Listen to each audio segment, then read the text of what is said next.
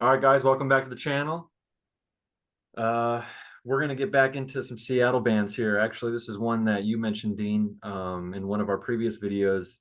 You had mentioned the Accused, and I thought I knew who they were, and I think I did. I know I've heard that name. I know I'm familiar with the name, at least. The Accused as a punk band is what I thought, but it looks like they incorporate a few different things, and most of it's probably actually metal. Yeah, So thrashcore and thrash metal or something like that. yeah, so I think they probably came out I mean, looks like they came out in the early 80s, 1981. 81, yeah. Okay, well, I mean, The Accused actually, when you had said the band name, I never realized that they were actually also from Seattle. Yeah, I didn't either. Yeah, so we kind of accidentally hit something very, very fitting for what the videos we've been doing, and I'm kind of excited to kind of get into. They're not considered a grunge band, but they would probably technically be probably Seattle's first thrash band. Yeah. So I know you had pulled up a thing. We were talking before we started recording. You pulled up a thing about the band, and you mentioned that they considered themselves a specific type of sound, and that was kind of different. Oh, that was just through Wiki. It was um they just said that they're an American crossover thrash band from Seattle, formed in 81. Um that bridged the gap between thrashcore and thrash metal, later influencing grindcore and some crust punk. That's Um cool because I'm pretty familiar with grindcore and crust punk, and that's I mean, it's obviously very fast is the whole point with that music, and oh, is that what that is? yeah, to influence that whole genre is kind of like I mean, they've got to be like a pretty influential band. Yeah, and the accused basically says here that they call their music splattercore. That Yeah, just sounds like gory. I'm I'm curious to hear this. I mean, that's why they have Martha Splatterhead as their kind of like their mascot, which appears on most of their albums. ah, and that's kind of like an Iron Maiden thing with I think they called him Ed. Right, right, Eddie. Yeah, Yeah, Eddie. yeah, Eddie. with Iron Maiden, same Yeah. kind of concept, I believe. I was pulling it up here on Spotify, and it says fusing hardcore punk and heavy metal into a furiously thrashing hybrid. Seattle's The Accused, uh, invariably described to their style as splattercore, like you said, a reference to their chief lyrical inspirations, horror films, and comic book influence.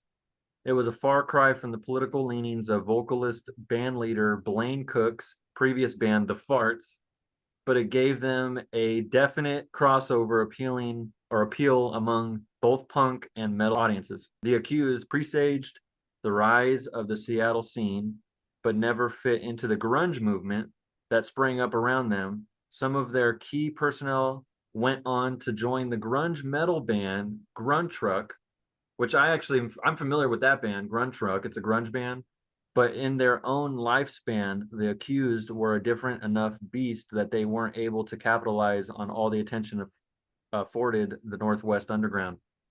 So they almost, I mean, they probably could have maybe kind of been one of the early grunge bands in that point, but they sort of like separated themselves with their probably their more aggressive sound and just how early they had come out.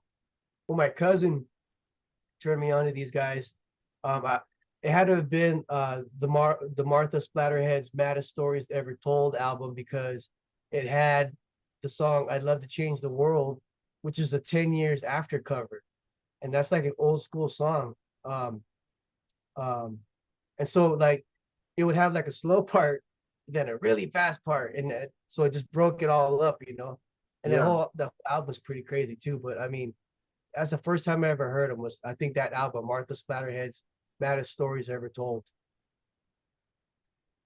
Well, this song that we're going to do, Pounding Nails to the Lid of Your Coffin. I mean, it seems like it's one of their most popular songs. It's not from an earlier record or their first record or nothing. This is from their 1990 record. I believe it's called Grinning Like an Undertaker. But I see that comic book character you were talking about. I see that. Martha. Yeah, pretty wild looking. Yeah, it's a pretty crazy artwork. I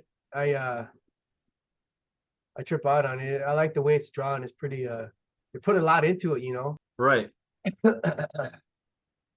Okay. Well, let's get right into it and let's hear how pounding nails into the lid of your coffin sounds. Yay.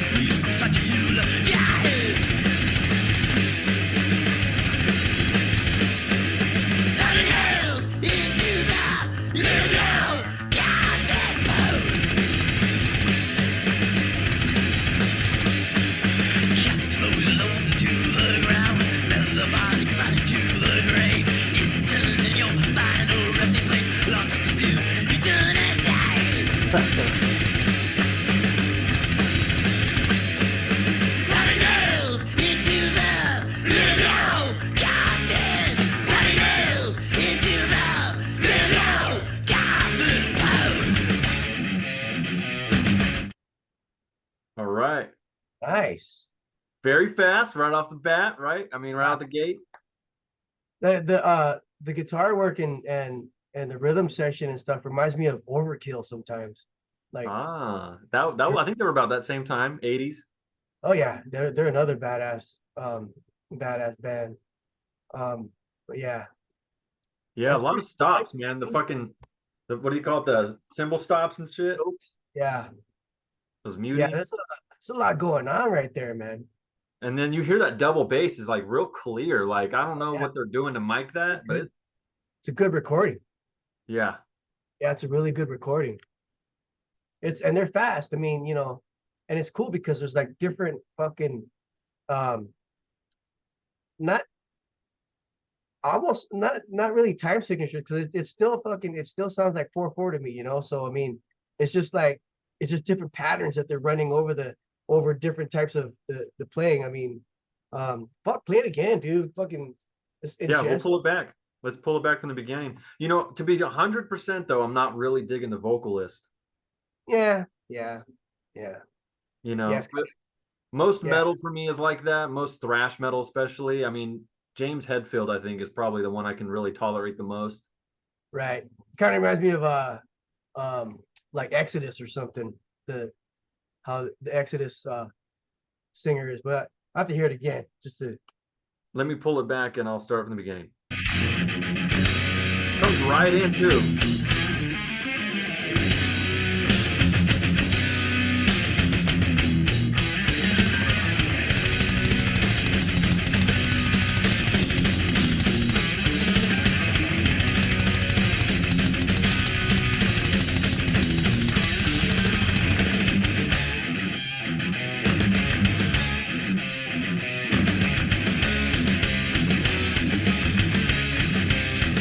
I like that.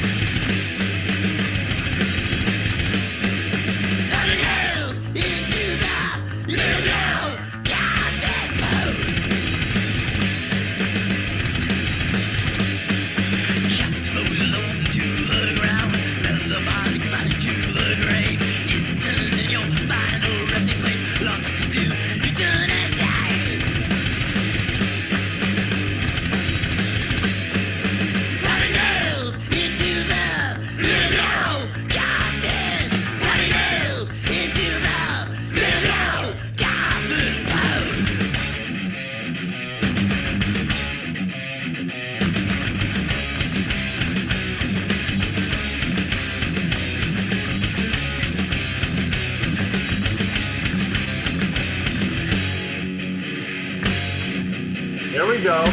There we go.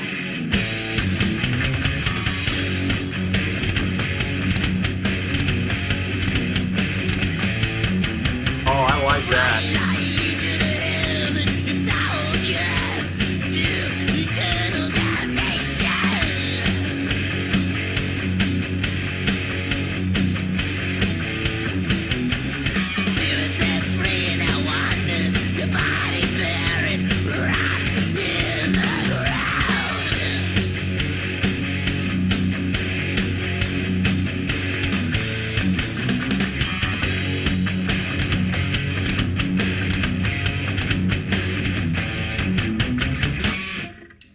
Nice.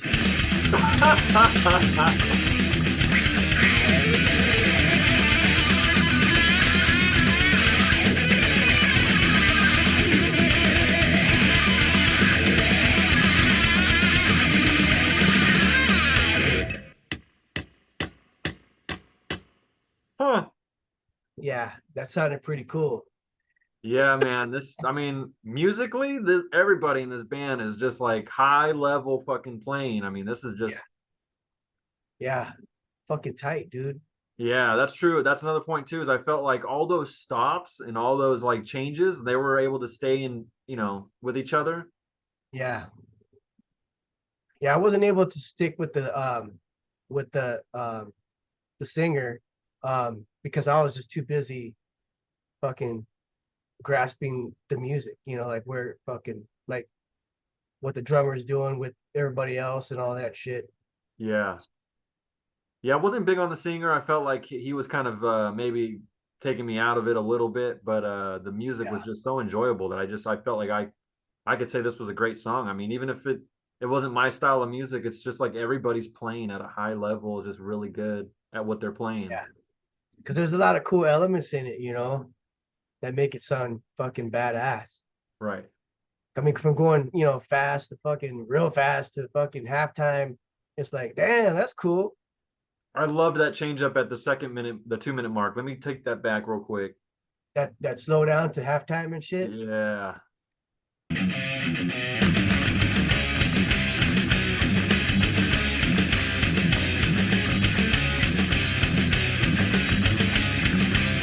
Coming up right here. That's nasty, dude.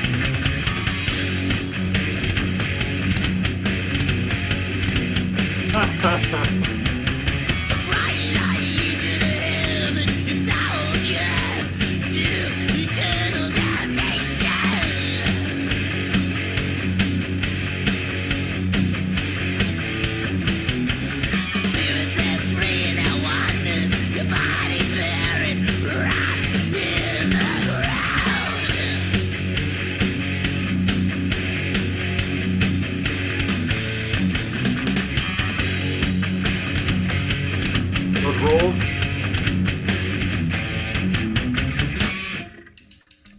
I love that. He's counting it in. He's like, okay, we're gonna go quick now. Yeah, yeah, that's fucking cool, man.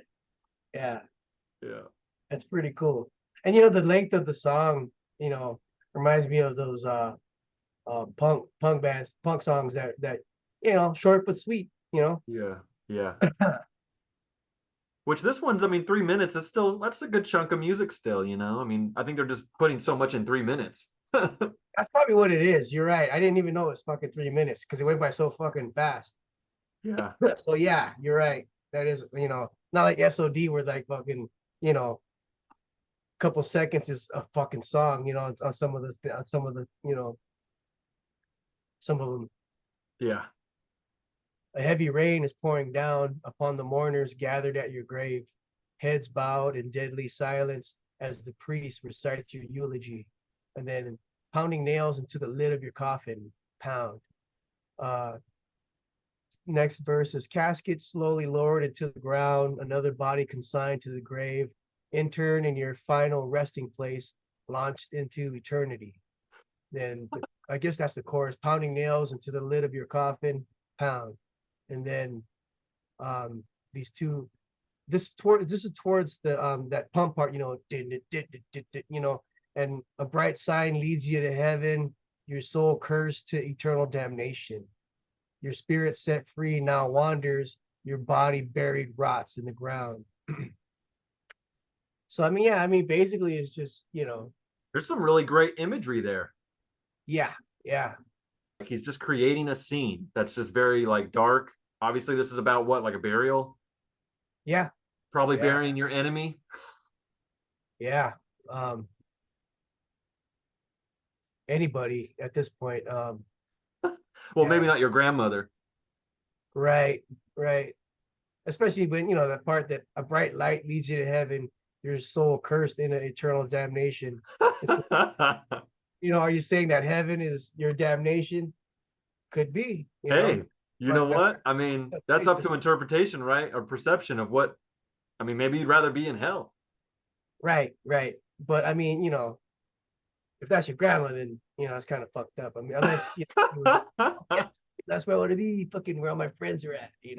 Yeah. Huh. Because of what grandma you got, I guess. That's true too. Maybe grandma's got white makeup on with black eyes. Yeah, she's just like fucking take me, motherfuckers. That's awesome, man. I mean, this is cool, man. I'm glad we did a song that was sort of like another change of pace. We've been doing a variety of different music, and I like that. Yeah, this I didn't expect this song to sound this good actually. This is a really good fucking good song. I mean, because like the first time I heard him, I was like, God damn, it just sounded like so much stuff like in one, at one time, and the time changes didn't seem that tight. So I was just like, what the fuck is this, dude? Like, but this one sounded tight, man. Like just Well, this is like 10 years into their band being a band, right? So probably why. they've probably perfected some of their sound at this point. Yeah, 1990. Yeah, that's a lot of albums in between, man. Yeah. They were pretty good, man. We'll have to probably dig back into them at some point. Yeah, Maybe dig back into the older stuff too and see how it compares and stuff. I could see why it's the most popular. It's easily digestible, and it's fucking pretty badass. All rolled into 3 minutes. You Yeah, know. those heavy riffs and those the rhythms that are very easy to, just like that halftime hit and then it speeds up again and just like gives you a Yeah. little, everybody can enjoy it. It makes it sound like a fucking minute and a half, 2 minute song, even though it's 3 minutes. It's just so fucking. It put a lot into it. Yeah, that's always a good thing when it doesn't feel like that long. Right. It's like going to work. Fucking. Yeah. It's like next thing you know, you're going home. You're like, fuck yeah. This was a good one. Good Uh, choice. yeah, we'll have to jump into some more metal, I think. I mean, metal, I'm not a big fan of metal, but obviously one of my favorite bands is Tool. So, I mean, I like things that are progressive and I like things that are heavy too. So, obviously you have your background in metal as well. So, I think this is another genre we should probably explore a little more. Right on. Yeah. All right, guys. Thanks for watching. Like, comment, share, subscribe. Click a video right here for more. And where Dean's at, he's got the subscribe button. Go ahead and subscribe to us. Let us know what you're listening to. All right, guys. Peace out.